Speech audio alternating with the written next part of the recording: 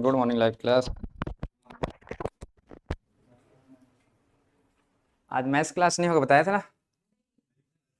नहीं बताया था रवि सर? बिलासपुर चले गए हैं।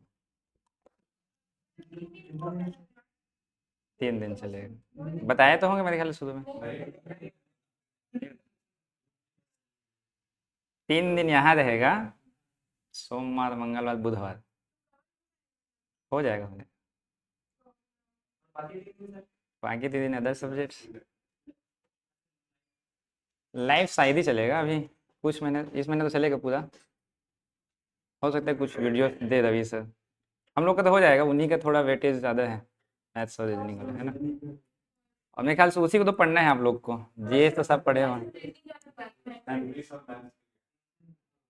इंग्लिश तो होगा ना, सिर्फ मैथ्स बस का है। सिर्फ इंग्लिश, सॉरी, मैथमेटिक्स, रीजनिंग और हिंदी। सुधी सर का, रवि सर का 3 दिन वाला चलेगा।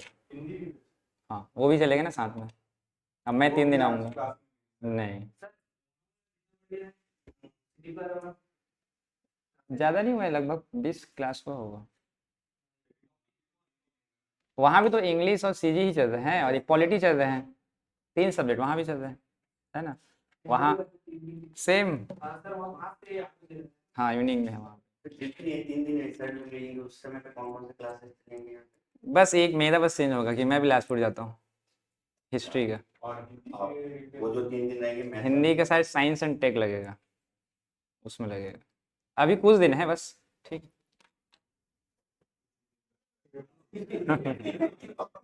उसी दिन का ही है। नहीं नहीं, वो हो जाएगा, वो कवर हो जाएगा। अभी क्लासेस बढ़ा देंगे ना थोड़ा सा और। अभी तो 5 घंटे लग रहे हैं ना। अरे ठीक है ना, और पढ़ोगे, उसमें क्या है? क्योंकि आप लोग को जीएस सब पढ़े हुए मैं जान रहा हूँ। आप लोग को जीएस में मतलब आप बताएंगे कि किस प्रकार से पढ़ना है। मेंस वाला पहले पढ़ना है, पहले मेंस वाला करवा दें। क्योंकि आपके सिलेबस देखे होंगे तो मेरे ख्याल से प्री में पूरा पढ़ चुके हो आप लोग। अलग अलग दिया है उसको, है ना वहाँ पे। वो पहले करवा देते हैं, ठीक है? क्योंकि जहाँ तक मुझे पता है कि सब पढ़ के बैठे हो और कोई पुराने स्टूडेंट है ना? ठीक है। और मेंस में तो सिलेबस डायरेक्ट दिया है, सिर्फ क्या लिखा है, प्राचीन इतिहास और आधुनिक इतिहास। आगे पीछे का कुछ दिया है क्या उसमें? नहीं दिया है ना, ध्यान रखना। लाइव क्लास आप लोग सुने ना, अभी 3 दिन लगेगा, ठीक है? एक एंशियंट हिस्ट्री है, ऐसा एक शब्द लिखा है प्राचीन इतिहास, और दूसरा लिखा है क्या, मॉडर्न, आधुनिक इतिहास।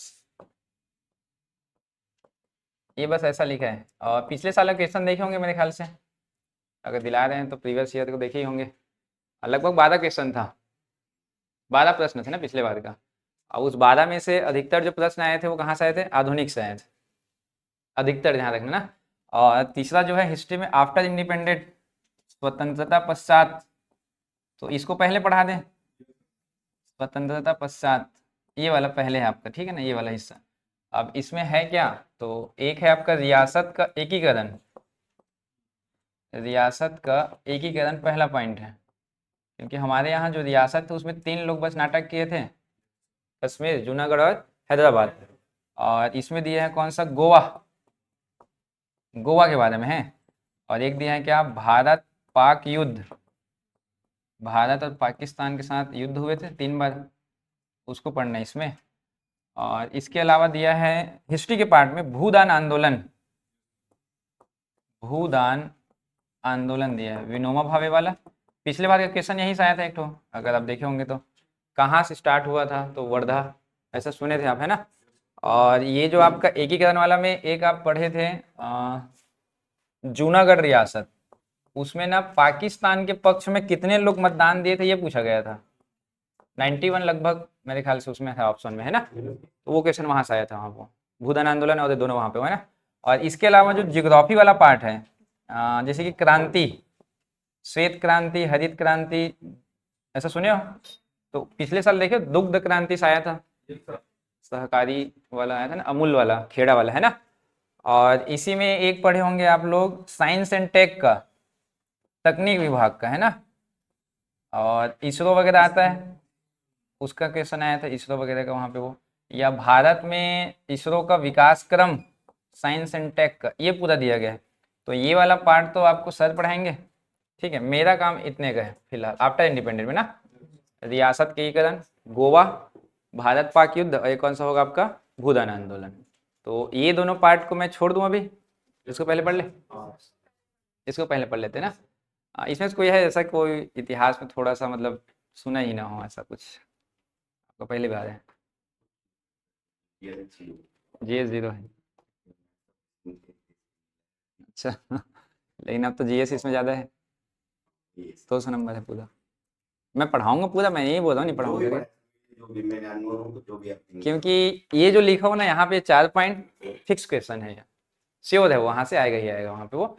और बाकी इधर का ही बताऊंगा मैं, क्योंकि इतिहास क्या है, प्राचीन इतिहास बस लिखने से क्या होता है, आपको ना पूरा प्राग ऐतिहासिक काल से लेकर पूरा राजपूत काल तक का वो पूरा इतिहास पढ़ना पड़ेगा आपको पहले तो वहाँ पे, है ना। और मिडिवल हिस्ट्री तो हमने हटा ही दिया पूरा, दिल्ली सल्तनत और मुगल काल, और उसमें विजयनगर साम्राज्य भी सुनते होंगे, और एक आता है आपका कौन सा मराठा। हालांकि मराठा अपन आधुनिक में लेके चलेंगे क्योंकि ब्रिटिश के समकालीन होते हैं वहाँ पे वो पढ़ाऊंगा मैं वहाँ पे, वो ना। और ये पूरा आज़ादी तक जाएगा 1947, उसके बाद का ये 4 घटना जो दिया पिछले साल का क्वेश्चन, अगर मैं दिखा देता हूँ आप लोगों को, 2 मिनट लगेगा, ठीक है। नहीं नहीं देखो, अनुभव के आधार भी बता रहा हूँ मैं, क्योंकि पिछले साल जैसे पढ़ाया, देखो पिछले साल तो समय भी नहीं था, 15 दिन में पढ़ाए थे, पता है आपको इतिहास, और 15 दिन में एकदम फिक्स डेट टू डेट जो क्वेश्चन बताया था वही आ गया था। अब वो क्वेश्चन ऐसा है कि अब आप खुद ही देखिए पैटर्न किस प्रकार से चेंज हुआ है। अब उम्मीद जताए थे वैसा तो आया नहीं अभी, उम्मीद से अलग ही है ना। और छत्तीसगढ़ सोचो 25 क्वेश्चन है, अब वो 25 क्वेश्चन में एक तो कल्चर का क्वेश्चन नहीं मिला होगा आपको। अब हम लोग हमेशा बोलते हैं कि कल्चर से श्योर है क्वेश्चन आता ही है, ऐसा बोल दिया जाता है जी उसमें।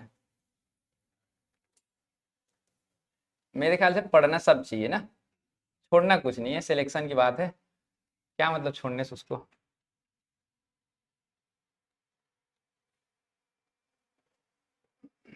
जैसे ये ऋग्वेद से है ना, एंशियंट हिस्ट्री का पार्ट है, यहाँ चालू हुआ था हिस्ट्री का वहाँ पे ना। ऋग्वेद के विवरण के अनुसार क्षेत्रपति का अर्थ क्या होता है, ये ऑप्शन दिए थे आपके पास, तो उसमें जो भी पढ़े होंगे बना आप पाए होंगे, मान लो वहाँ पे है ना, वहाँ पे वो। दूसरा जैसे कि बौद्ध धर्म के अनुसार, तो एक आ गया गौतम बुद्ध वाला, दर्शन वाला पार्ट हो गया आपका, आप पढ़ोगे अस्ते में, सॉरी जैन धर्म में पढ़ते हैं ना उसको, अस्ते मतलब चोरी नहीं करना, 10 सिद्धांत में भी आता है वो, बौद्ध धर्म के भी है जैन का भी है वो। एक कौन सा आ गया हड़प्पा, 3 क्वेश्चन हो गए, देखो कहाँ से ये, एंशियंट से, और आ गए डायरेक्ट कहाँ पे मॉडर्न में। अब देखो वहाँ ना गुप्त का आया ना मौर्य का आया है, हो सकता है इस बार गुप्त और मौर्य डाल दे, संभव है वहाँ पे वो, ठीक है ना। मॉडर्न हिस्ट्री में आप पढ़ेंगे विलियम, फोर्ट विलियम, आप एक नाम पढ़ते हो इसी समय कौन, इस समय आप वेलेज अली करके नाम पढ़ोगे आप, 1801 में बनाया गया था इसको, है ना, वहाँ पे वो कलकत्ता में बनता है, ये मॉडर्न हिस्ट्री का पार्ट है। 16 नंबर भी आप देखो भगत सिंह वाला, ये नौजवान सभा, भगत सिंह वाला पढ़ते हैं। इधर आया गुप्त काल का, एक देखो एंशियंट हिस्ट्री फिर से, ये वाला हिस्सा कि गुप्त काल में ये जो शब्द लिखा है शिल्पकार, इसका अर्थ क्या होता है, तो ऑप्शन जैसे इसमें कर्मकार अगर लिए होंगे, पिछले बार दिलाया था एक आध मेरे ख्याल से इसमें है आप लोग, ठीक है। और ये अभियांत्रिकी महाविद्यालय डलहौजी के समय एक्चुअली बना था, वो नींव रख दिया गया था 47 में, और डलहौजी बना था 48 के बाद वहाँ पे वो, ठीक है ना। तो ये एक क्वेश्चन आया था, बहुत लोग नहीं बना पाए थे इसको, क्योंकि सब बताए थे 48। अब न्यू इंडिया, एनी विसेंट नाम पढ़ेंगे आप, मॉडर्न हिस्ट्री है। आप नाम पढ़े होंगे वराह मिहिर, पंच सिद्धांतिका, ये भी गुप्त काल के, देखो वहाँ पे ना, ये जो डेट टू डेट पढ़ाए थे उसी में से आया था, 5 मार्च 1931। अब देखो 12 चालू किया था, 12, 13, 14, 15, 16, 17, 18, 19, 20, 21, 10 क्वेश्चन यहीं पे हो गए ना। और ये 11वां कौन सा, संविधान के लिए कौन सा योजना लाए थे, तो आप पढ़ते हो कैबिनेट। अब हिंदी मीडियम वाले इसको पढ़े थोड़ा कंफ्यूज हो गए थे, बताया तो एक दो मतलब स्टूडेंट कि सर इसमें कौन सा आएगा सर, लेकिन यहाँ देखो, और जैसे मैं भी हेडिंग लेके पढ़ाऊंगा ना, कैबिनेट मिशन ही लिखता हूँ, क्योंकि आदत हो चुका है ना वो शब्द की यूज किया जाता है ऐसा करके। और हिंदी में शुद्ध क्या लिख दिया, मंत्रिमंडल शिष्टमंडल योजना। अब कई लोग इसको गलत मार के आ गए थे, माउंट बेटन होगा कैसा करके, होता है ऐसा हिंदी वाला सब होता है ना, ठीक है। ये हो गया आपका 11वां क्वेश्चन। और इसके बाद जो आया था देखो ये आफ्टर इंडिपेंडेंट, कौन सा ये भूदान आंदोलन बताया ना वो, ये वाला हो गया, पोचमपल्ली जैसे पढ़ोगे आप इसमें। और ये बताया ना टेक, साइंस एंड टेक वाला, ये देखो 2 क्वेश्चन यहाँ पे हो गया, साइंस एंड टेक का ही है। और इसके अलावा और था, ये देखो भारत और पाकिस्तान के बीच समझौता जो हुआ था, शिमला समझौता, जिसके तहत बनता क्या है, बांग्लादेश। ये आफ्टर इंडिपेंडेंट है। ये देखो ये जूनागढ़ रियासत में पाकिस्तान के पक्ष में कितने लोग मतदान दिए, 91 था वहाँ पे वो। ऐसा करके आफ्टर इंडिपेंडेंस लगभग ना 13-14 क्वेश्चन था। ये देखो इसरो का आ गया है। ये गोवा को कब, 19 दिसंबर 1961। ये देखो बताया ना, क्रांति, श्वेत क्रांति वाला। मतलब हिस्ट्री से लगभग 15 क्वेश्चन मान के चलो आप, पिछले बार के ना 15 क्वेश्चन था लगभग, और इस बार भी हम उम्मीद करते 10 से ज़्यादा ही आए। और ये तो फिक्स क्वेश्चन है, इसको पढ़ ही लेना आप लोग, है ना वहाँ पे वो। मैं जो स्टार्ट कर रहा हूँ ये पहले इसको खत्म कर देते हैं, ये वाला हिस्सा खत्म हो जाएगा, बाकी तो इतिहास पूरा पढ़ाएंगे आपको, ठीक है ना। हेडिंग डालो पहले आप लोग, स्वतंत्रता पश्चात इतिहास। हाँ शिव जी अच्छे से पढ़ाएंगे, क्वेश्चन भी कराऊंगा मैं हर टॉपिक के बाद, तो थोड़ा प्रैक्टिस भी रहेगा आप लोग का, और नया पैटर्न के अकॉर्डिंग रहेगा, थोड़ा सा उसमें देखेंगे यहाँ पे, है ना। चलिए स्टार्ट करें।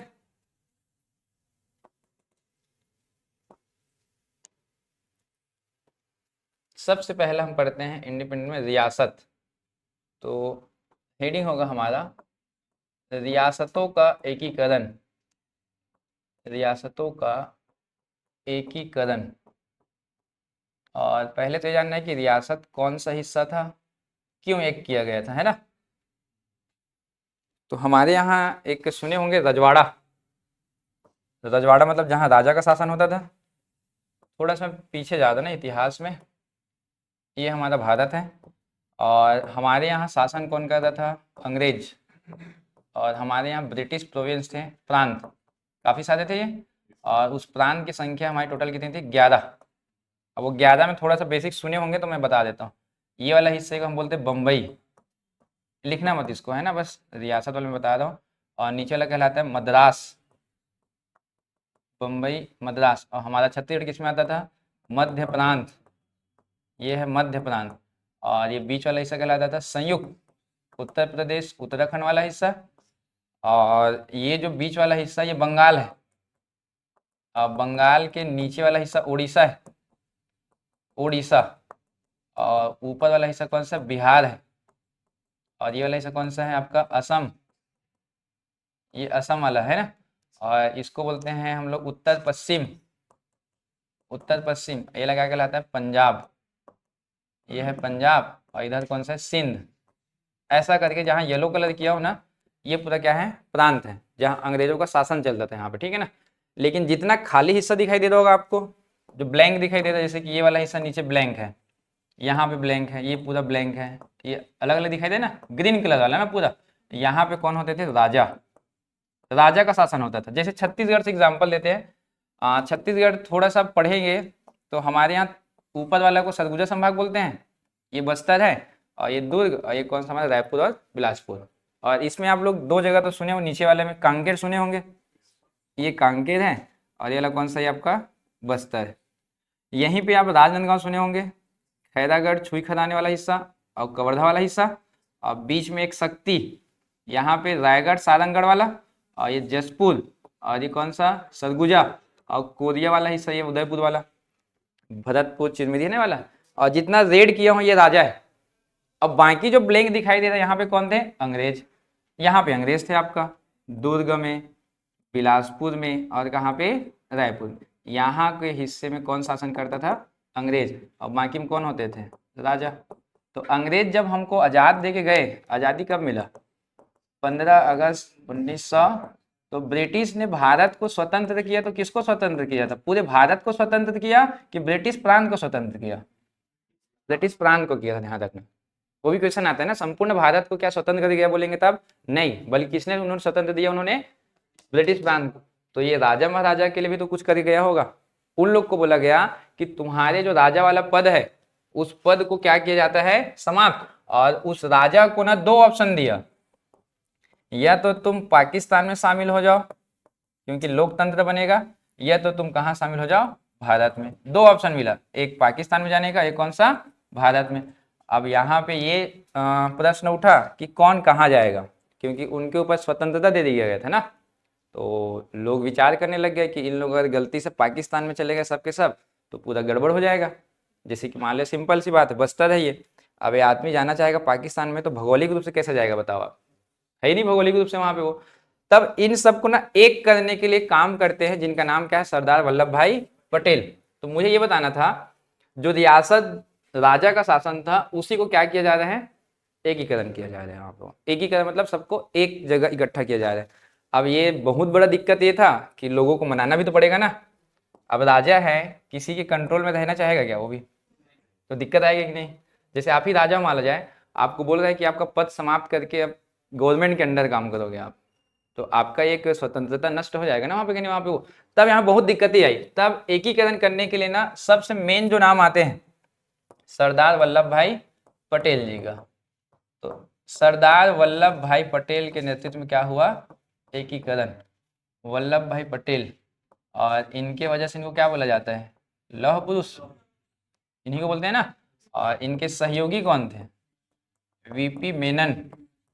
वीपी एक आईसीएस अधिकारी थे उस समय का, ध्यान रखना ये, वीपी मेनन ना। और मेन नेतृत्वकर्ता कौन किए थे बोलेंगे तब, सरदार वल्लभ भाई पटेल के थे, ध्यान रखना आप, ठीक है।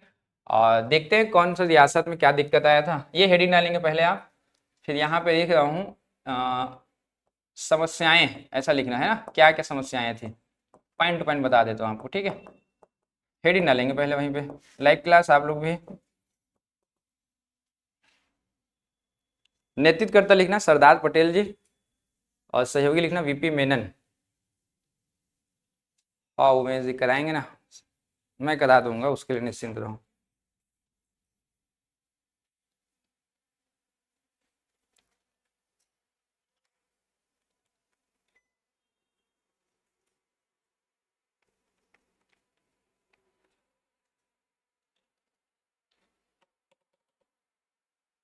लिखे,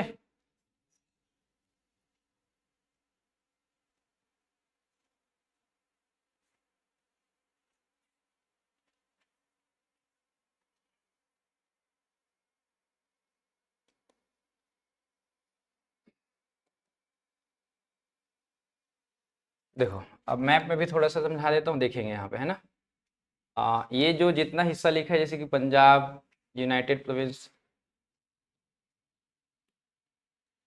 ये असम, बंगाल, बिहार, सेंट्रल प्रोविंस, मध्य प्रदेश मतलब मद्रास है, कौन सा ये, मुंबई।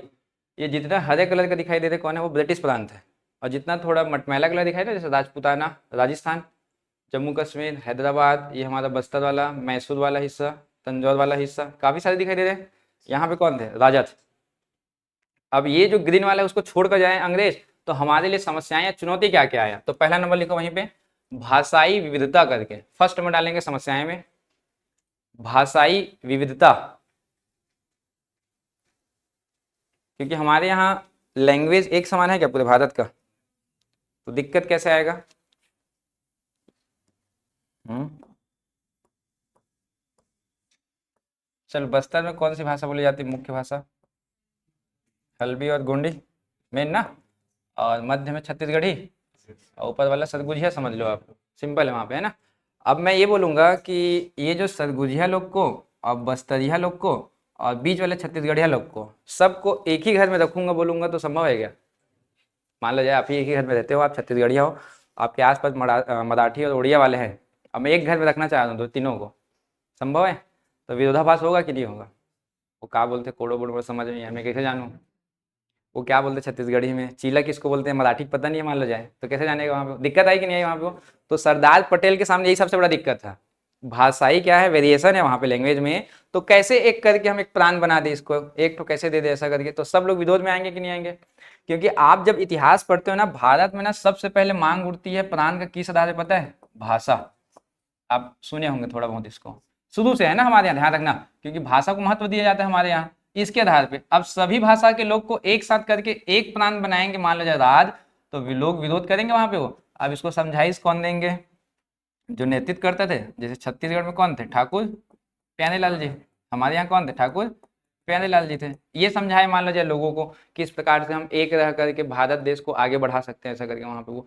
और पूरे भारतीय स्तर पे कौन कर रहे थे, सरदार पटेल जी है। तो सबसे पहला दिक्कत क्या है समझ में आया, भाषाई विविधता है, एक्सप्लेन करने की जरूरत नहीं है, आप समझ गए होंगे मेरे ख्याल से, उसको लिखने की जरूरत नहीं वहां पे, है ना। सेकंड नंबर लिखो, धार्मिक और सांप्रदायिक तनाव, सेकंड नंबर डालो, धार्मिक और सांप्रदायिक तनाव।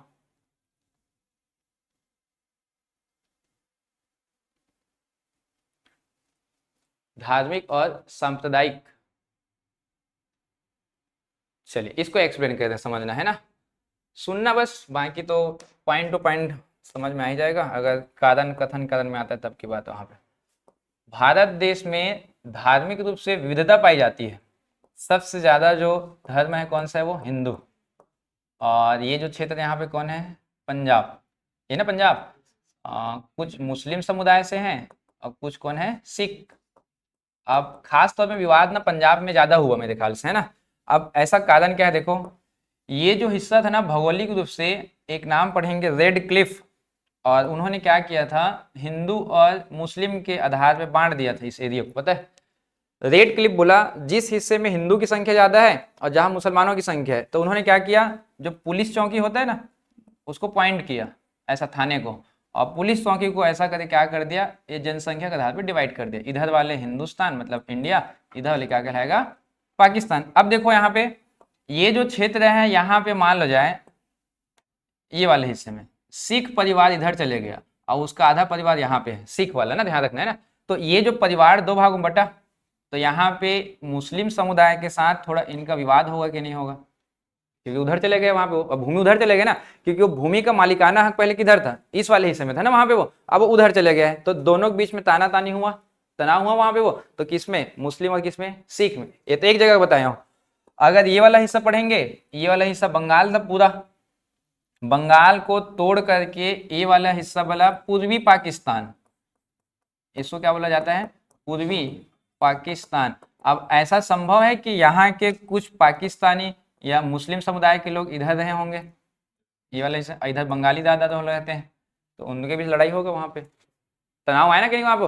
तो वहां पे पटेल जी किस प्रकार से उनको प्रेरित किए होंगे, या स्थानीय जो राजनेता थे उन लोग प्रेरित किए होंगे कि धार्मिक जातिवाद को छोड़कर हमको एक रहना है, तब हम लोग आगे विकास कर पाएंगे। अंग्रेजों के इतने दिन तक हम लोग औपनिवेशिक थे, डोमिनियन स्टेट थे वहां पे, वो ऐसा करके उनको समझाइश दिए वहां पे वो, तब ये दूसरा क्या हो गया, चुनौती को खत्म कर दिया वहां पे, ठीक है ना। थर्ड नंबर डालो, आर्थिक असमानता, आर्थिक असमानता।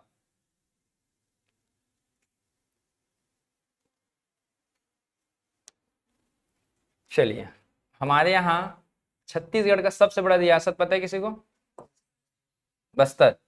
सबसे बड़ा रियासत कौन सा है, और सबसे छोटा मान लीजिए शक्ति, ये ना शक्ति, और ये बस्तर सबसे बड़ा है और ये शक्ति सबसे छोटा है।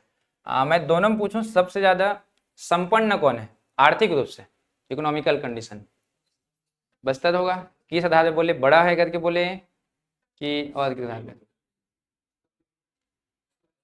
क्षेत्र ज्यादा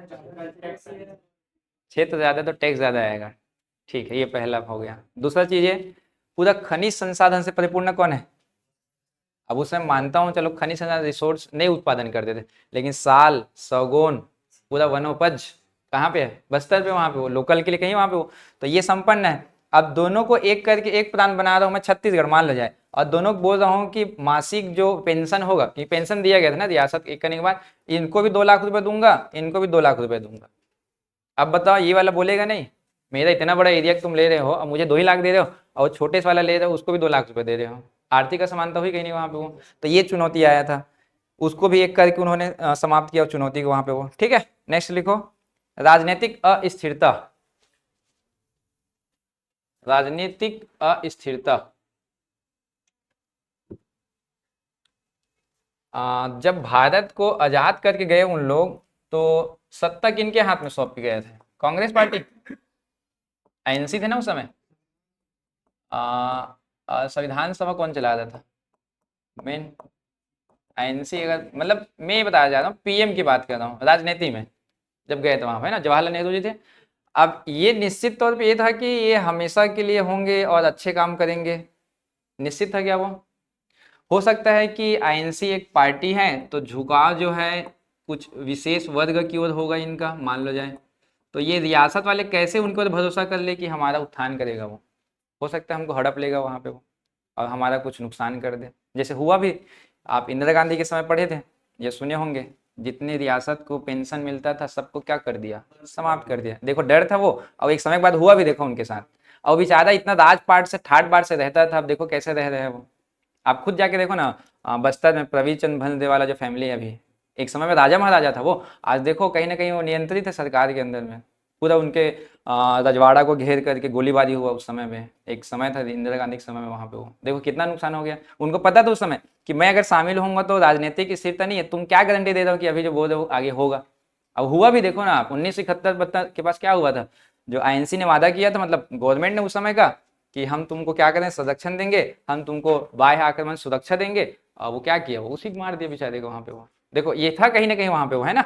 अब एक वादा करके चले गए थे पटेल जी, लेकिन बाद में जो राजनीतिक लोग आए वो क्या कर दे, उसका नुकसान कर दे वहां पे वो। लास्ट लिखो, सीमा विवाद, लास्ट पॉइंट है, ठीक है।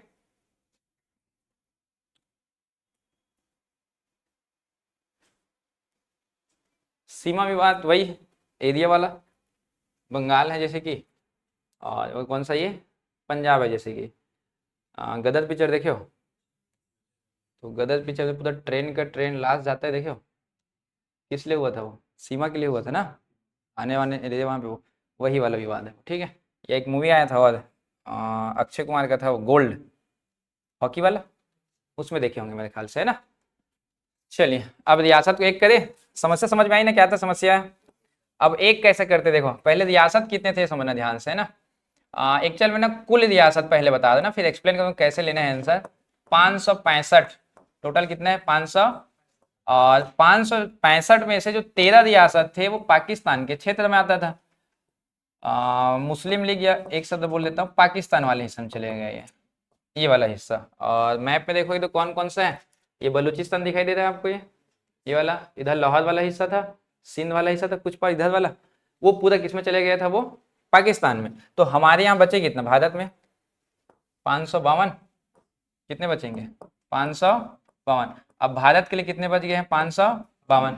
अब इस 552 को एक करने के लिए आगे बढ़े कौन, सरदार पटेल। सबको मनाने का प्रयास किया गया था, और जिसमें से माने कितने 549, कितने को शामिल कर लिए भारत ने, 549, ये भारत में शामिल हुए।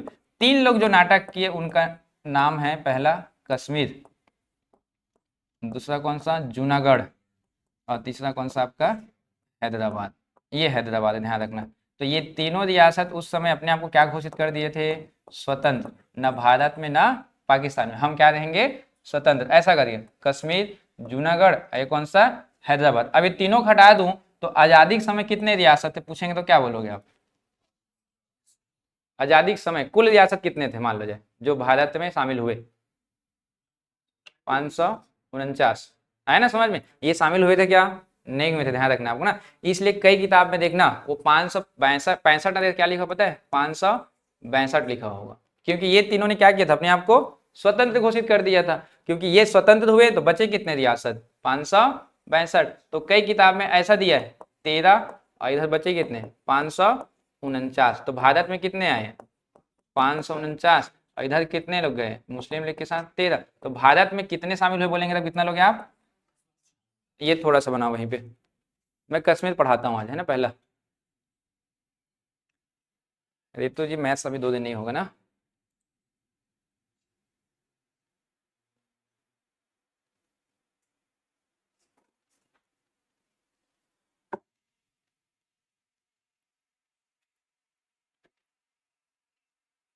549 आंसर लेना, ध्यान रखना आपको, ठीक है।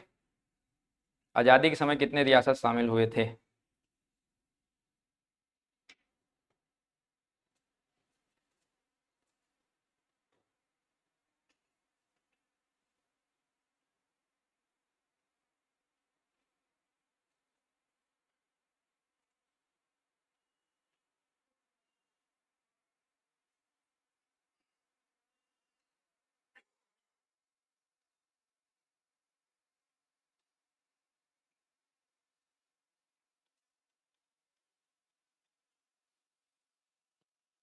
लिखे, पहला लिखो कश्मीर, फर्स्ट नंबर डालेंगे, साइड में हेडिंग डालो कश्मीर।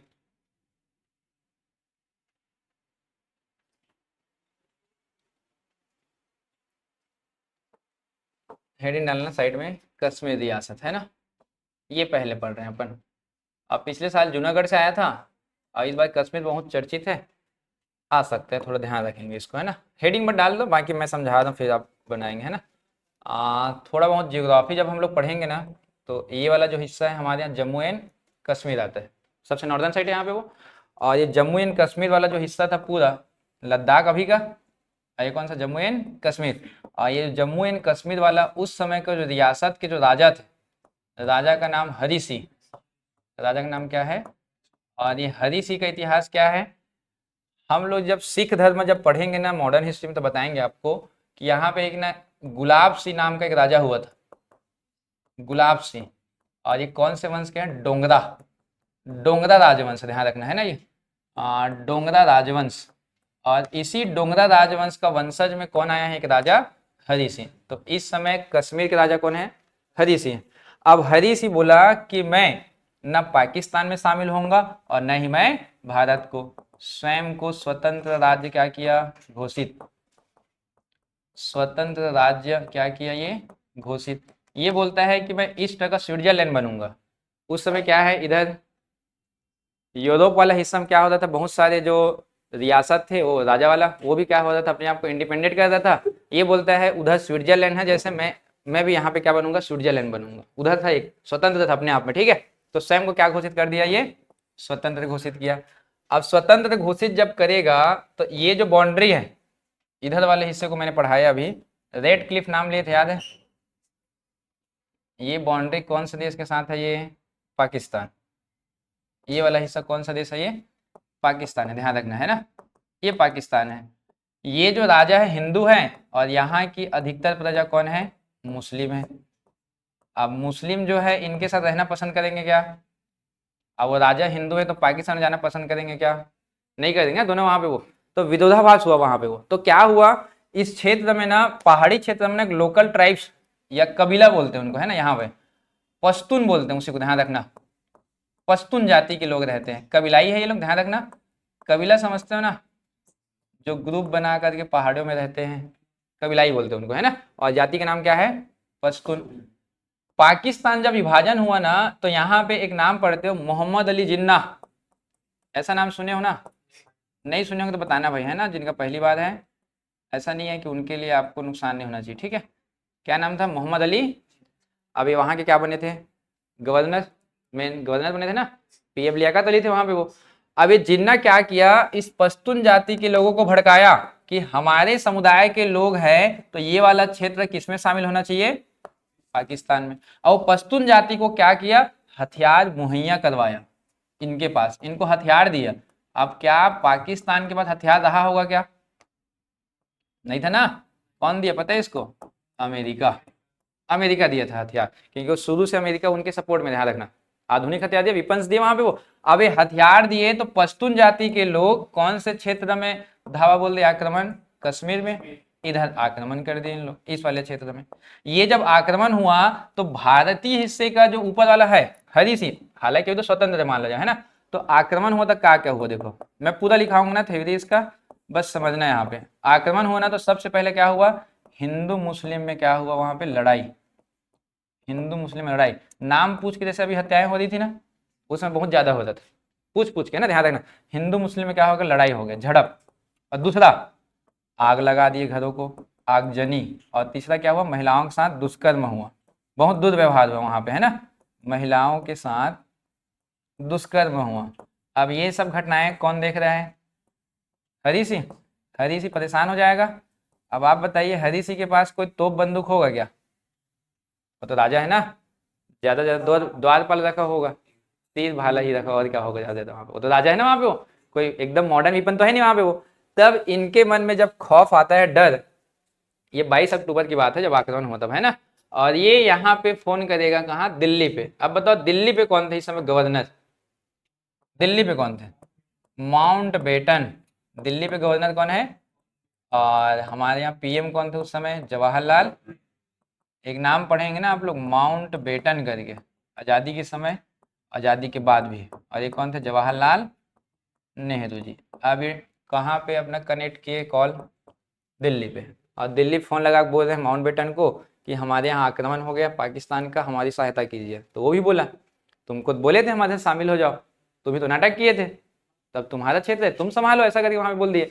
तब वहां पे क्या बोले माउंटबेटन, मैं अपनी सेना का प्रयोग वहीं करता हूं जहां मेरे क्षेत्र की बात होती है, वो मेरा क्षेत्र तो नहीं है, क्योंकि तुम अपने आप को क्या घोषित कर चुके हो, मैं नहीं भेज सकता सेना, बोल दिया। तो बोला एक ऑप्शन है, संधि कर ले मेरे साथ, मैं तुम्हारी रक्षा करूंगा, बोलेगा वहां पे वो। तो वो भी क्या है भाई, इतना सारे घटनाएं हो रहे हैं उनके क्षेत्र में प्रजा के साथ, तो वो क्या ऐसा देखते रहेगा क्या वो भी। मजबूरन हरी सिंह को किनकी बात माननी पड़ गया, माउंटबेटन। अब माउंटबेटन क्या किया, उनको बुला करके एक साइन करवाया, जिसको हम बोलते हैं विलय पत्र, ट्रीटी का था ना, या क्या बोलते हैं इसी को, संधि पत्र। विलय पत्र क्या बोलते हैं, संधि पत्र। डेट था 26 अक्टूबर 1947, ये डेट टू डेट याद करना, ध्यान रखना। और इस दिन विलय पत्र पे हस्ताक्षर कौन करेगा, उधर हरि सिंह। और हरि सिंह साइन करके भारत को 3 अधिकार दिया, और 3 अधिकार में क्या क्या आता है ये भी ध्यान रखना आपको, है ना। भारत को 3 अधिकार दिए, ध्यान रखना। और वो 3 अधिकार ही आर्टिकल 370 बनेगा आगे चल करके, हालांकि वो अंत हो गए। पहला अधिकार क्या, रक्षा, डिफेंस के लिए। दूसरा अधिकार क्या वहां पे, संचार। और तीसरा क्या, विदेशी मामला, विदेशी मामला। ये मामला अब किसको मिल गया है, जम्मू कश्मीर का भारत सरकार को। कौन दे रहे हैं, राजा। कब दिया, 26 अक्टूबर 1947। ये डेट इंपॉर्टेंट ध्यान रखना है ना। या क्या बोलते हैं इसी को, विलय पत्र, या क्या बोला जाता है। तो विलय पत्र या संधि पत्र के तहत कश्मीर कब शामिल हो गया भारत में, 26 अक्टूबर 1947। अब भारत के कंट्रोल में आ गया कौन, कश्मीर। अब आप देखेंगे यहाँ पे ये वाला हिस्सा, मैं पूरा लिखाऊंगा ना, बस सुनते जाना कहानी। ये वाला हिस्सा है ना, ये कश्मीर है, और यहाँ पे हमारा दिल्ली समझो आप, ठीक है। भारत सरकार है यहाँ पे, संधि हो चुका है, और इधर आक्रमण के लिए पूरा अंदर तक आ चुके थे कौन, पाकिस्तानी। अब इधर से भी कौन जाएंगे, भारत के सैनिक। सुबह सुबह श्रीनगर पहुंचाए हेलीकॉप्टर से कौन, सैनिक को, पूरा आर्मी पहुंच गया वहां पे, है ना, सुबह सुबह। और जैसे ही जब पहुंचा तो इन लोग को पीछे धकेल दिया पूरा, ये पूरा पीछे धकेल दिया, इन लोग इधर पीछे। काफी दिन तक लड़ाई चलते रहा वहां पे, सब लड़ रहे थे वहां पे। एक थोड़ा सा मिस्टेक हुआ, गलती हुआ, कौन सा, कि पीएम जो जी थे जवाहरलाल, और इस मामले को उठा दिए कहाँ पे, मामले को उठाए कहाँ पे, यूएनओ में। मामले को उठाए कहाँ पे, यूएनओ। अब उस समय यूएनओ बना था यूनाइटेड नेशन ऑर्गेनाइजेशन, या हिंदी वाले क्या बोलते हैं, संयुक्त राष्ट्र संघ।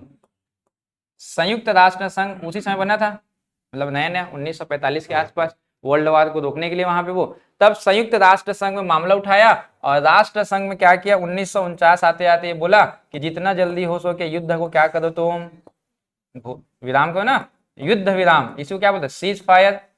युद्ध विराम की क्या कर दिए, घोषणा। और बोला जो जहां है वहीं रुक जाओ, जो जहां है वहीं रुक जाओ। यही गलती हुआ यहाँ पे, और ये जो हिस्सा जहां तक पहुंचे थे ये यहीं रुक गए इन लोग, पुलिस वाले मतलब आर्मी वाले, ये वाला हिस्सा।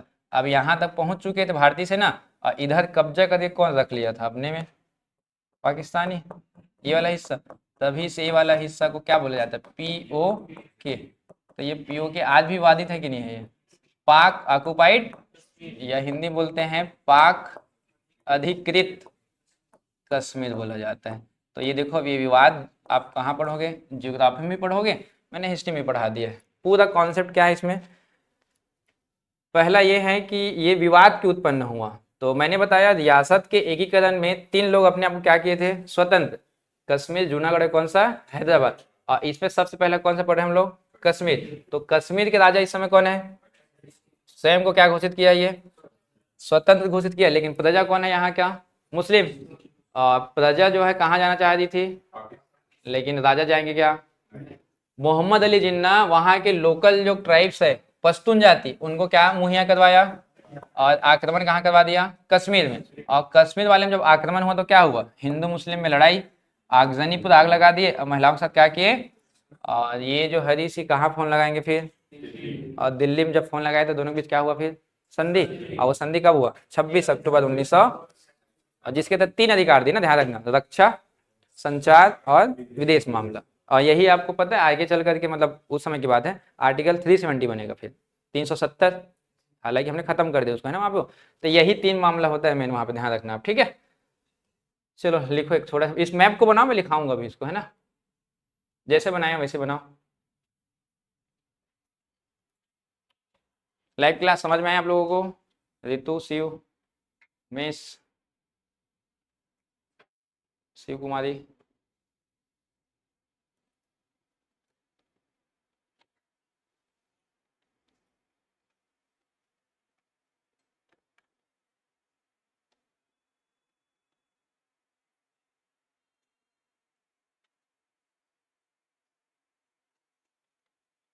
ये हो गया था क्या?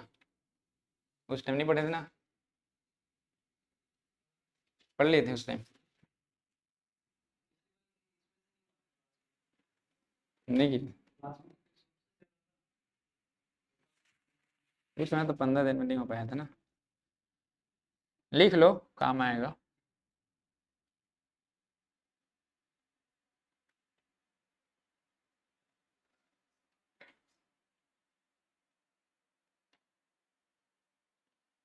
जहाँ भी नहीं आएगा समझ में पूछ लेना ना मुझे, हो सकता है कोई फर्स्ट टाइम सुने हो, कोई दिक्कत नहीं, हम 2 बार बता देंगे। लेकिन एक ही बार पढ़ना है, क्लियर एक ही बार में करना है, और समय तो है नहीं आपके पास 2 बार पढ़ने का।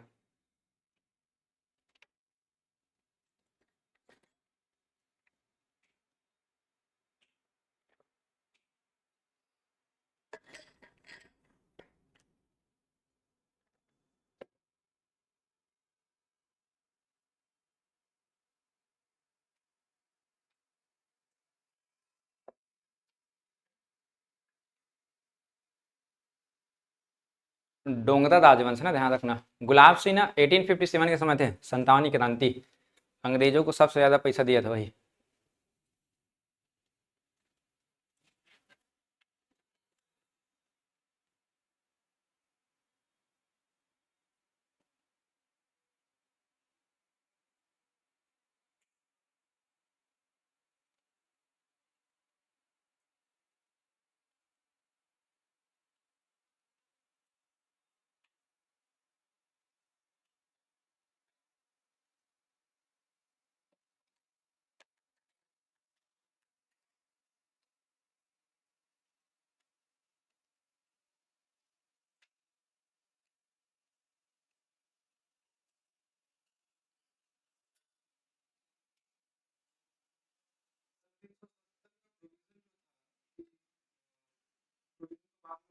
हम्म।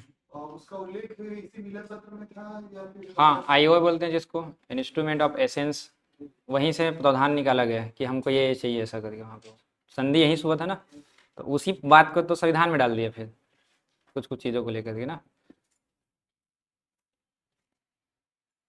नेक्स्ट करूँ? लिखो लिखो, हो जाएगा तो बताना।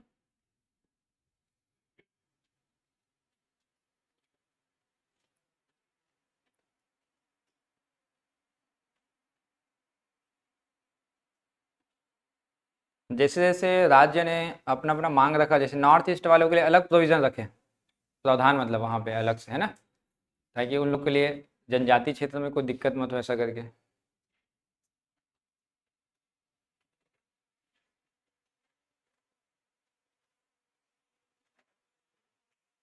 हो गया?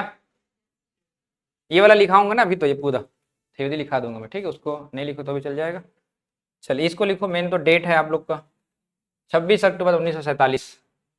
विलय पत्र पे क्या किए, हस्ताक्षर किया। इसी को IOA भी बोला गया है, संविधान में पढ़े होंगे, हालांकि उसको तो हटा दिया, पढ़ाते नहीं है टीचर, खैर।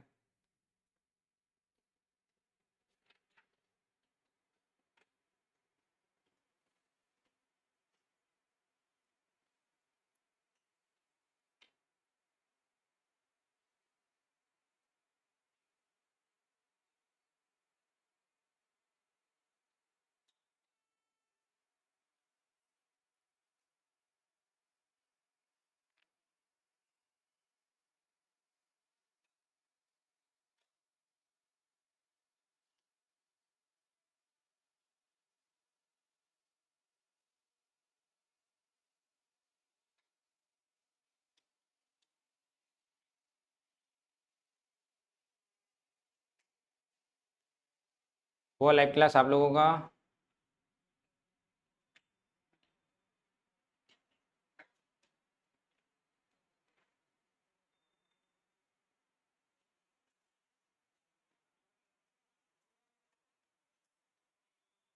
लिखवाऊँ 2-4 लाइन?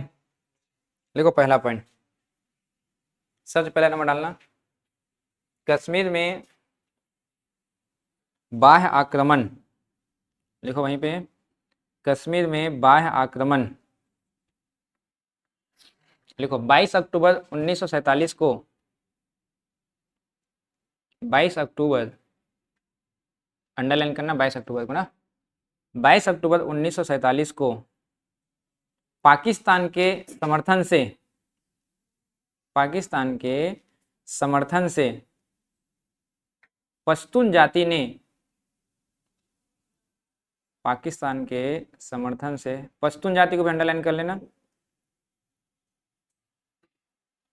पाकिस्तान के समर्थन से पश्तून जाति ने आक्रमण किया, आक्रमण किया, जहां हिंसा, जहां हिंसा, लूटपाट, जहां हिंसा, लूटपाट एवं सांप्रदायिक घटना हुई, एवं सांप्रदायिक घटना हुई, कॉमा देखना, साथ ही साथ महिलाओं के साथ दुर्व्यवहार, साथ ही साथ महिलाओं के साथ दुर्व्यवहार जैसी अमानवीय घटना के कारण, जैसी अमानवीय घटना के कारण राजा हरि सिंह ने, महिलाओं के साथ दुर्व्यवहार जैसी अमानवीय घटना के कारण राजा हरि सिंह ने भारत सरकार से सहायता मांगा, भारत सरकार से सहायता मांगा। सेकंड पॉइंट डालो, संधि पत्र या विलय पत्र, संधि पत्र या विलय पत्र, एक ट्रीटी करते हैं ना, संधि करते हैं, लिखो उसमें 26 अक्टूबर 1947 को, 26 अक्टूबर 1947 को हरि सिंह ने हस्ताक्षर करके, हरि सिंह ने हस्ताक्षर करके भारत को रक्षा, भारत को रक्षा, संचार, भारत को रक्षा, संचार एवं विदेशी मामला,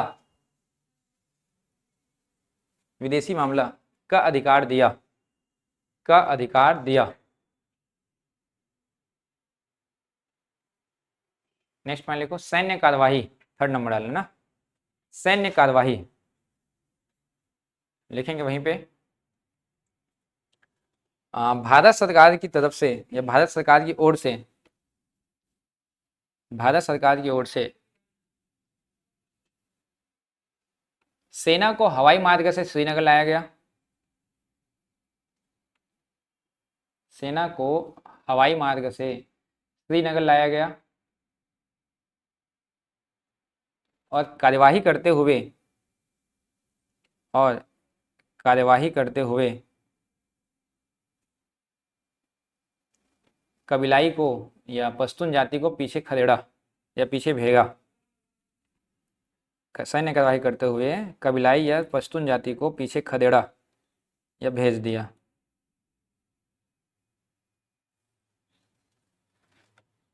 लास्ट पॉइंट डालना, युद्ध विराम, और जी ऑब्जेक्टिव है ना, अरे थ्योरी से लिखा रहा हूँ, बाद में याद रहेगा, आंसर अटेंड थोड़ी ना करने। देखो युद्ध विराम, युद्ध विराम या सीज फायर बोलते हैं ना इसी को, लिखना, इस मामले को जब यूएनओ में उठाया गया तो, इस मामले को यूएनओ में उठाया गया तो 1 जनवरी 1949 को, ये डेट इंपॉर्टेंट करेंगे अंडरलाइन करके, 1 जनवरी 1949 को 1 जनवरी 1949 को युद्ध विराम की घोषणा की गई। 1 जनवरी 1949 को युद्ध विराम की घोषणा की गई।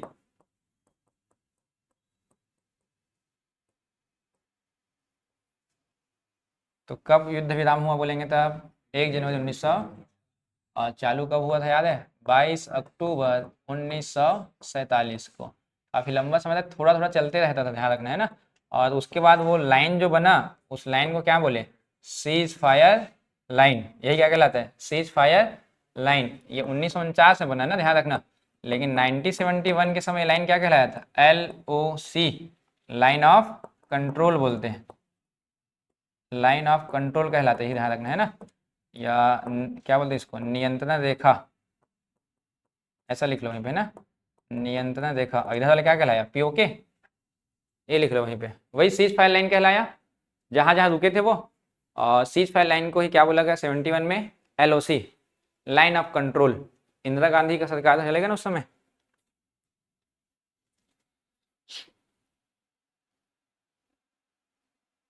LOC या लाइन ऑफ कंट्रोल बोलते हैं ना।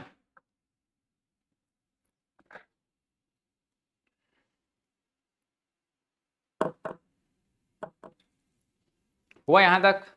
इसमें से कुछ कुछ बन जाएगा। संधि पत्र का डेट याद करना है, युद्ध विराम का डेट याद करना, ध्यान रखेंगे आप, ठीक है। और युद्ध विराम भारत सरकार किया है कि UNO किया है या पाकिस्तान किया है? UNO किया है। कौन किया है? UNO किया, ध्यान रखना। अगर नहीं रोकता तो भारतीय सेना पहुंच जाता अंदर इधर पूरा लाहौर तक, है ना। स्टार लगाओ नीचे में। और एक और थोड़ा सा कहानी बता रहा हूँ। राजा का नाम क्या था याद है? हरि सिंह। क्या घोषित किया था स्वयं को? स्वतंत्र। स्वयं को स्वतंत्र घोषित किया था। और जैसे ही स्वतंत्र घोषित किए होंगे तो लोकल जो पॉलिटिशियन थे विरोध किए होंगे इनका भी, कि हम लोग स्वतंत्र नहीं रहेंगे, हम भारत के साथ शामिल होकर के अपना विकास चाहते हैं। कोई तो बोला होगा ना। और उसमें बोलने वाले कौन थे? शेख अब्दुल्ला। शेख अब्दुल्ला, अभी उमर अब्दुल्ला वाला जो वंशज है ना, उसी का है शेख अब्दुल्ला। और ये शेख अब्दुल्ला के द्वारा किनका विरोध किया गया था? स्वतंत्रता होने का। कौन से स्वतंत्र की बात कर रहा हूँ मैं? हरी सिंह स्वयं को स्वतंत्र किए थे उसकी बात करो ना, ध्यान रखना ये। क्योंकि ये खुद को क्या घोषित किया था कि मैंने पाकिस्तान में ना, मैं भारत में रहूंगा। तो इन लोग क्या बोले कि हम लोग क्या चाहते हैं? भारत में। ये किसके सपोर्ट में थे? किसके साथ थे ये? भारत। ध्यान रखना, कहाँ साथ है ये? भारत में, ध्यान रखना है ना। क्योंकि INC के उस समय क्या थे ये? राजनेता थे उस समय, ध्यान रखेंगे आप। तो ये शेख अब्दुल्ला बोल रहे हैं हम कहाँ शामिल होना चाहते हैं? भारत में। लेकिन विरोध किया करके राजा हरी सिंह क्या किए? इसको नजरबंद करवा दिया, कैद करवा दिए ना उसको, ताकि आंदोलन मत हो करके वहां पे वो। अब भारत सरकार ने 26 अक्टूबर 1947 को राजा हरी से संधि करवा लिया था, याद है। अब जेल से रिहा कौन होंगे? शेख अब्दुल्ला। इनको क्या किया गया? रिहा किया गया। और इन्हीं को बनाया गया 5 मार्च 1948 में। 5 मार्च 1948 में क्या बनाया इसको? पहला प्रधानमंत्री। कहाँ का प्रधानमंत्री बनाएंगे? वहाँ के हेड को क्या बोलते हैं? प्रधानमंत्री बोलते हैं, मुख्यमंत्री नहीं बोलते हैं, ध्यान रखना है ना। या आप लोग सुने होंगे वजीर आजम। वजीर आजम बोलते हैं, वजीर आजम बोला जाता है ना। वो रियासत के राजा को बोला जाता है, ठीक है। वजीर आजम बोलते हैं, चल रहे, तो इसको प्रधानमंत्री हम लोग लिखते हैं वहाँ पे, ठीक है ना। ये लिखो वहीं पे, स्टार लगा के लिखना वहाँ पे, है ना। 48 में बनाए ना इसको, ध्यान रखना। आज भी इनका फैमिली देखो वहाँ पे पकड़ है, अभी भी CM कौन है? इन्हीं का फैमिली है ना, अब्दुल्ला का।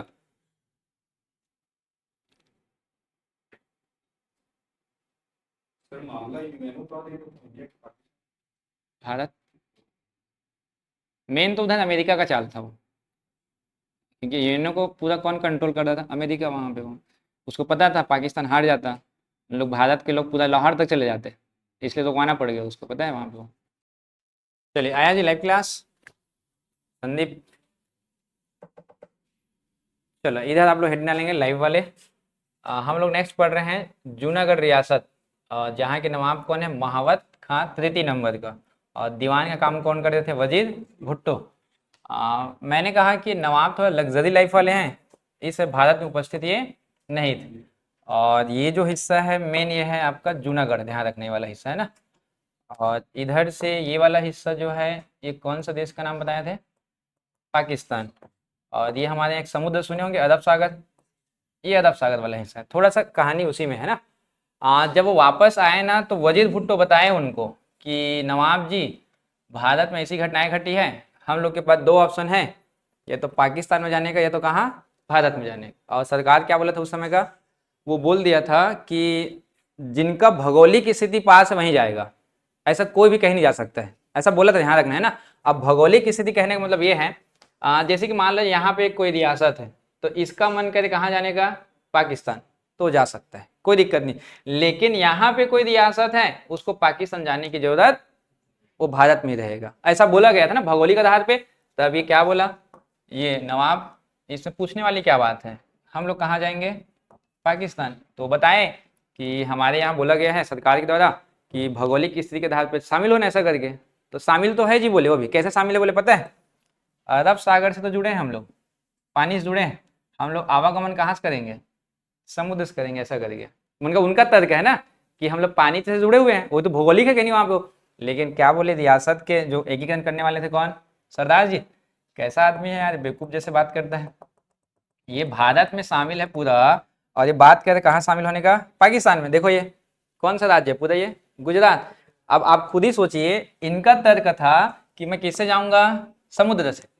और समुद्र से भी जाएगा तो ये जो अरब सागर है, ये वाला हिस्सा यहाँ से जाना चाहेगा, तो ये भी तो भारत का ही पार्ट है क्या, कैसे जा सकते हैं वो। मतलब एक देश में एक नया देश बनाने की बात कर रहा था कौन, जूनागढ़ वाले। तब वहीं पे क्या किए, पूरा सैनिक लगाए इधर, कैसे जाएगा देखते हैं, ऐसा करके पूरा। अब ये क्या किया, डर के कारण यहाँ जूनागढ़ से ना डर कर भाग गया कौन, महावत खां। कहाँ भागेगा वो, पाकिस्तान जाएगा ना, किसको लेकर जाएगा, भुट्टो को। महावत खां और कौन भाग गए वहां पे, भुट्टो। दोनों कहाँ भाग गए बोलेंगे तब इन लोग, पाकिस्तान भाग गए। अब पाकिस्तान जब भाग जाते हैं तो यहाँ की जो प्रजा होगी वो अधिकतर कौन है, हिंदू है। अधिकतर प्रजा कौन है यहाँ का, हिंदू।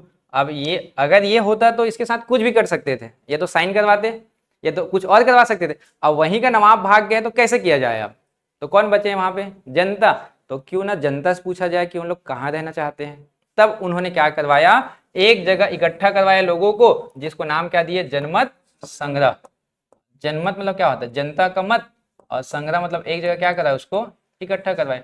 तो जनमत संग्रह के तहत पूछा गया कि भारत में रहोगे कि कहाँ पे, पाकिस्तान में। तो 1% लोग ने बोला कि हम लोग कहाँ जाना चाहते हैं, पाकिस्तान। और 99% लोग क्या बोले, हम लोग कहाँ रहेंगे, भारत में रहेंगे। जिसके तहत जनमत का एक क्या हुआ, बहुमत, और भारत शामिल हो गया कब, 20 फरवरी 1948। भारत में कब शामिल हुआ, 20 फरवरी 1900।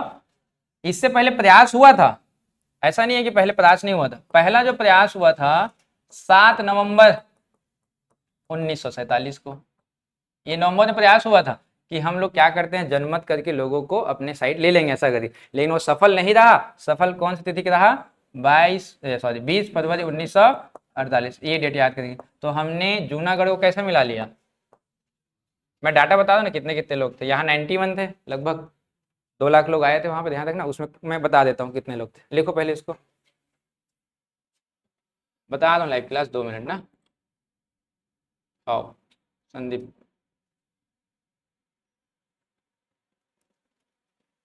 यही भुट्टो वाला फैमिली पता है, वहाँ पीएम बनते हैं, सुने होंगे आप लोग, बेनजीर भुट्टो सुने हो, महिला एक, हाँ इसी फैमिली के। और उसके पिताजी भी क्या थे, पीएम ही थे, वो भी ध्यान रखना है ना। अच्छा खासा पकड़ होते वहाँ, पाकिस्तान गए थे तब पूरा पैसा लेके गए थे यहीं से, भारत से। अब पाकिस्तान में पैसा नहीं था, तो जो देगा उसका तो सपोर्ट करेगा ना वो।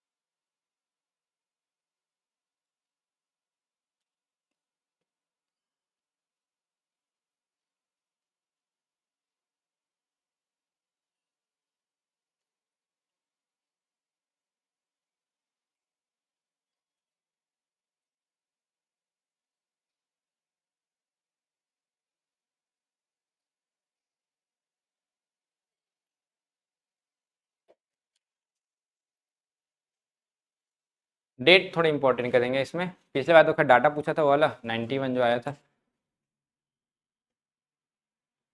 हो गया। चलो लाइव क्लास एक बार आप लोग सुन लेंगे, मैं लास्ट बता रहा हूँ। हम लोग पढ़े जूनागढ़ रियासत, वहाँ के नवाब है महावत खां तृतीय, दीवान है वजीर भुट्टो, ये शाहनवाज बोलते हैं। मैंने कहा है कि महावत का कहाँ जाने का निर्णय ले लिया था? पाकिस्तान। पाकिस्तान जाने का निर्णय, पाकिस्तान जाने का निर्णय, और लगभग ना वो सितंबर की बात है, 15 सितंबर को निर्णय लिया था। लेकिन मैंने बताया ना यहाँ पे सेना लगा देते हैं कौन? पटेल जी। तब डर के कारण ये भाग जाते हैं कहाँ पे? पाकिस्तान। अब भाग गए तो वहाँ कौन बचे? केवल जनता। तो जनता से पूछा जाएगा कि आप लोग क्या चाहते हो ऐसा करिए, तो एक जगह इकट्ठा करवाए, जिसको क्या बोले? जनमत। पहला प्रयास कब हुआ था? नवंबर 1947, लेकिन सफल नहीं हो पाया। और जब अंतिम रूप से 20 फरवरी को बुलाया सबको एक ही जगह पे इकट्ठा करके पूछे, तब इसी दिन क्या हो गया? जनमत संग्रह में 90% लोग कहाँ जाएंगे बोले? भारत में। और 1% लोग कहाँ जाएंगे बोले? तो बहुमत किसके तरफ है? भारत की ओर। आया समझ में ये? ठीक है। तो जनमत संग्रह के तहत हमने किसको शामिल कर लिया? जूनागढ़। इसका डाटा लिख लो, पिछले बार तो आया था, इस बार शायद ही है वो नहीं आएगा वो। ठीक है, ये डाटा लिखो वहीं पे। कितने लोग आए थे एक जगह बोलेंगे तब? 2,01,457 लोग आए थे ना उस जगह पे। और भारत के पक्ष में कितने लोग दिए बोलेंगे तब? 190,870। और पाकिस्तान के पक्ष में कितने लोग दिए थे तब? 91, 99 लोग। ये पाकिस्तान वाले, यही पूछा था पिछले बार, देखे होंगे आप। अब इतना डीप चले जाएगा कोई नहीं ज़्यादा होगा, अब जो पढ़ा होगा वही बनाया होगा उसको, है ना।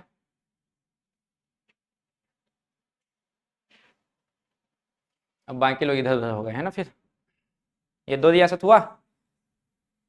आया जी लाइव क्लास। एक छोटा सा बच्चा है, कौन सा आपका? हैदराबाद। आज हैदराबाद को कर लेते हैं, कल पाकिस्तान के साथ युद्ध कराएंगे, ठीक है।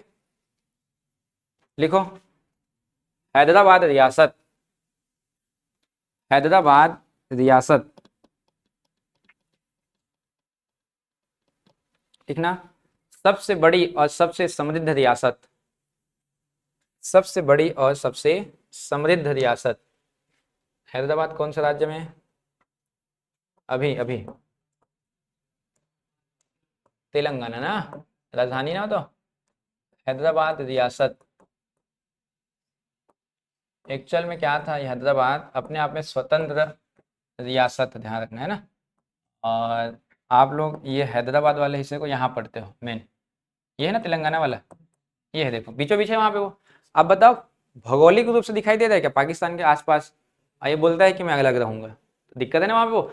साथ साथ यहाँ पे जो निज़ाम थे, इधर वाले क्या बोलते हैं हैदराबाद वाले को? निज़ाम। जैसे ऊपर वाले को राजा बोले थे, यहाँ वाले को नवाब, ऐसा क्या बोला जाता है? निज़ाम उस्मान अली, निज़ाम उस्मान अली था, ध्यान रखना ये, ठीक है। ये बोलता है कि मैं, मतलब ये उस्मान अली, पाकिस्तान और यूएनओ के सपोर्ट से, यूएनओ के सहयोग से, सपोर्ट से है ना, सहयोग से स्वतंत्र घोषित करता है अपने आप को, स्वतंत्र घोषित, स्वतंत्र घोषित किया, ध्यान रखना है ना, ये पहला पॉइंट है। और एक शब्द लिखे क्या, अभी मैं बोला शायद तक, सबसे बड़ा और सबसे समृद्ध रियासत करके।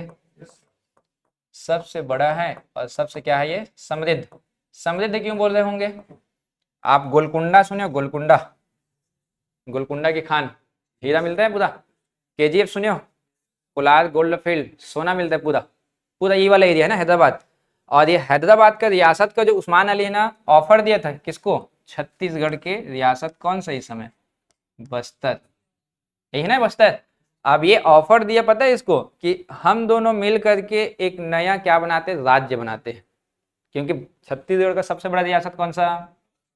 और पूरे भारत का सबसे बड़ा, ये दोनों मुल्क मतलब ये ऑफर दे रहे हैं इनको, दोनों मिल जाते हैं चलो और एक बड़ा राज्य बनाते हैं। कारण क्या पता है? बस्तर में पूरा क्या है? लोहा, टीन, साल, सागौन, पूरा खनिज संसाधन परिपूर्ण है। अगर ये दोनों मिल जाते तो पूरा भारत का इनकम 1/3 हो जाता इधर।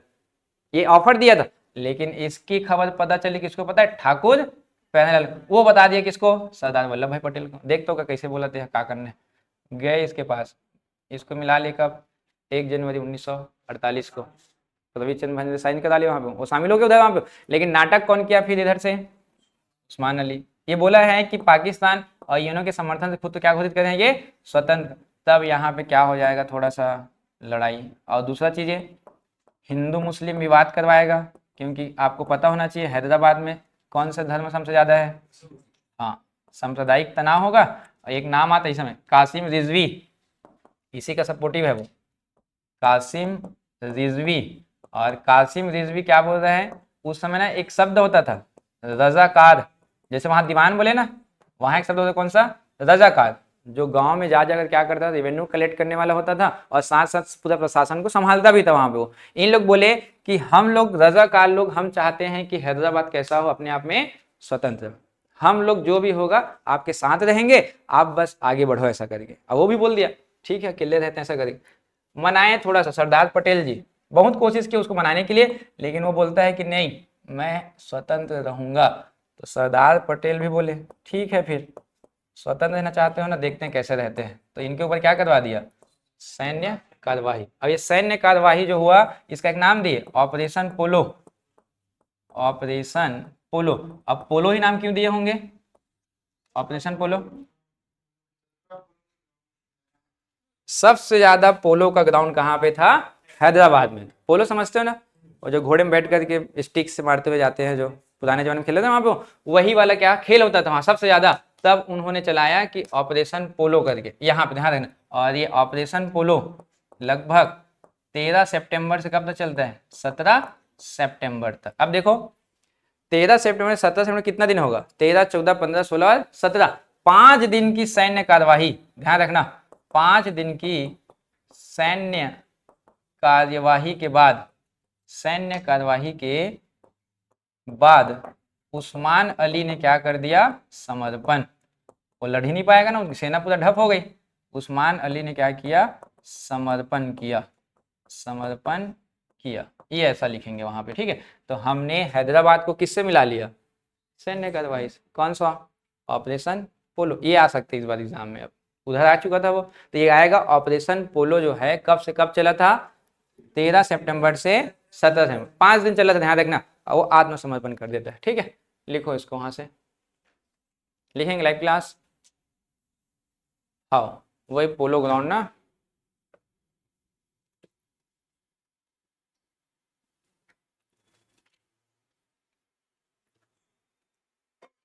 कासिम रिजवी, सब में दो दो नाम आया, ध्यान रखना।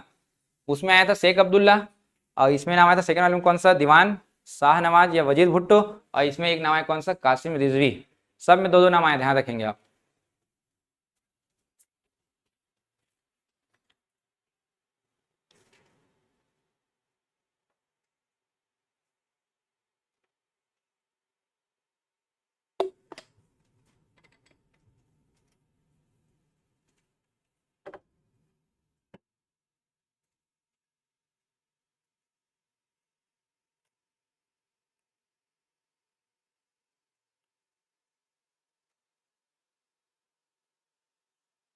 तीनों रियासत ने नाटक किया था, तीनों को हमने मिला लिया, लेकिन मिलाए कब रहे हैं सबको, आज़ादी के बाद, आफ्टर इंडिपेंडेंस, ध्यान रखना है ना।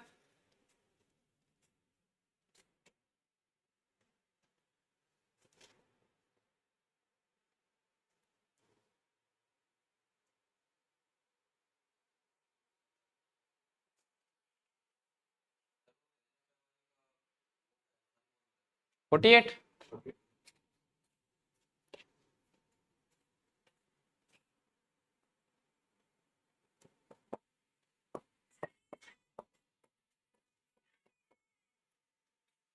1948 ही करना है ना।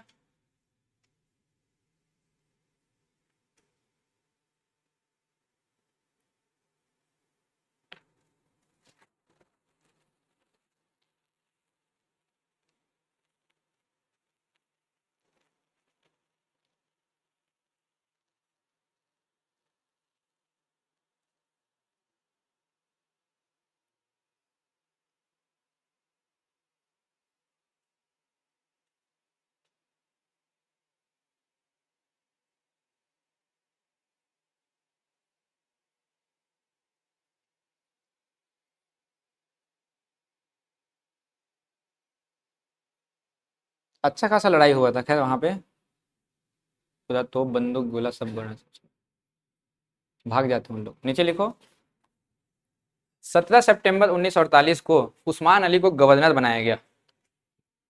वहीं के गवर्नर बना देते हैं, ते भैया बैठे थे बस यहाँ। 17 सितंबर 1948 को उस्मान अली को गवर्नर बनाए, उस्मान अली को गवर्नर बनाए।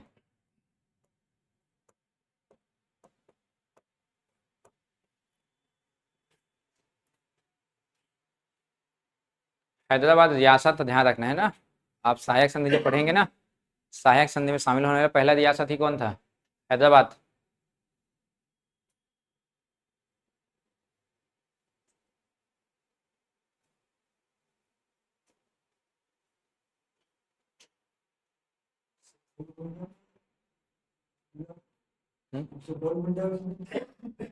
क्या मिला था मतलब? कोहिनूर के हीरा, वो तो बहुत पहले के है ना, उसको तो दिल्ली ले गए थे अलाउद्दीन खिलजी, उसके बाद नादिर शाह ले गया ईरान, फिर लाए उसको कहाँ? भारत, फिर अंग्रेज लोग लेके चले गए। वही गोलकुंडा वाला ही मिला था वो हीरा, है ना? हाँ, अलग अलग है मतलब।